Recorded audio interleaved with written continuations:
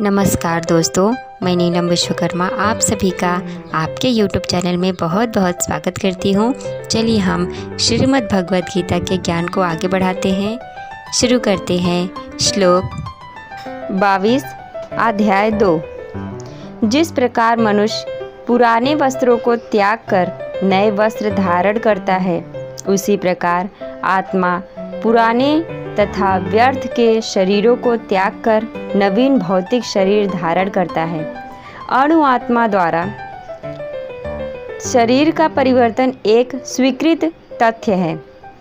इस श्लोक के तात्पर्य में यह बताया गया है कि आधुनिक विज्ञानी जन तक जो आत्मा के अस्तित्व पर विश्वास नहीं करते, पर साथ ही हृदय से शक्ति साधन की व्याख्या भी नहीं कर पाते, उन परिवर्तनों को स्वीकार करने को बाध्य हैं, जो बाल्यकाल से कौमारावस्था और फिर तरुणावस्था तथा वृद्धावस्था में होते रहते हैं।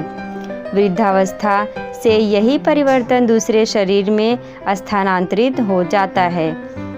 इसकी व्याख्या इस पिछले श्लोक में की जा चुकी है। अणु आत्मा का दूसरा शरीर में स्थानांतरण परमात्मा की कृपा से संभव हो पाता है।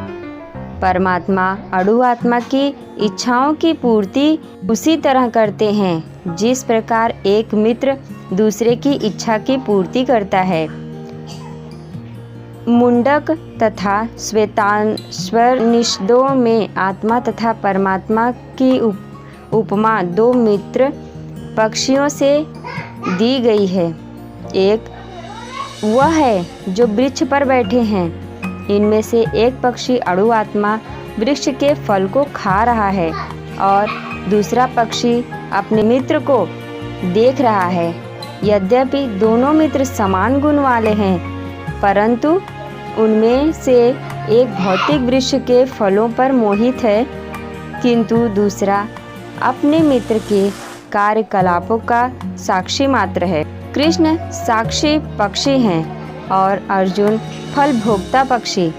यद्यपि दोनों मित्र हैं, दोनों सखा हैं, किंतु फिर भी एक स्वामी है और दूसरा सेवक है। अणु आत्मा द्वारा इस संबंध की स्मृति ही उसके एक वृक्ष से दूसरे पर जाने या एक शरीर से दूसरे शरीर में जाने का कारण है। जीव आत्मा प्राकृतिक शरीर रूपी वृक्ष पर अत्यधिक संघर्षशील है, किंतु ज्यों ही वह दूसरे वृक्ष को परम गुरु के रूप में स्वीकार करता है, जिस प्रकार अर्जुन कृष्ण का उपदेश ग्रहण करने के लिए स्वेच्छा से उनकी शरण में जाता है, त्यों ही परतंत्र पक्षी तुरंत सारे शोकों से मुक्ति हो जाता है। समान रूप से इसकी पुष्टि करते हैं। यद्यपि दोनों पक्षी एक ही वृक्ष पर बैठे हैं, किंतु फल खाने वाला पक्षी वृक्ष के फल के भोक्ता रूप में चिंता तथा विषाद में निमग्न है। यदि किसी तरह वह अपने मित्र भगवान की ओर विमुख होता है और उनकी महिमा को जान लेता है, तो वह कष्ट भोगने वाला पक्षी तुरंत समस्त चिंताओं से मुक्त हो जाता है। अब अर्जुन ने अपना मुख और शाश्वत मित्र कृष्ण की ओर फेरा है और उनसे भगवद गीता समझ रहा है।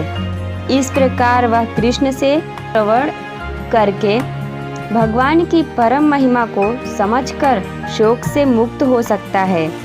यहाँ भगवान ने अर्जुन को उपदेश दिया है कि वह अपने पितामह तथा गुरु के देहांतर पर शोक प्रकट ना करे, अपितु उसे इस धर्म युद्ध में उनके शरीरों का वध करने में प्रसन्न होना चाहिए, जिससे वे सब विभिन्न शारीरिक कर्म फलों से तुरंत मुक्त हो जाएं।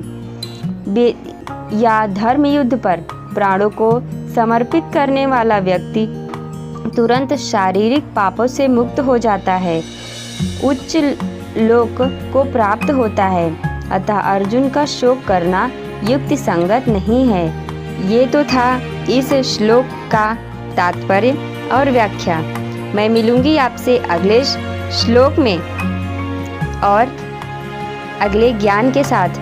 तब तक के लिए जय श्री कृष्ण।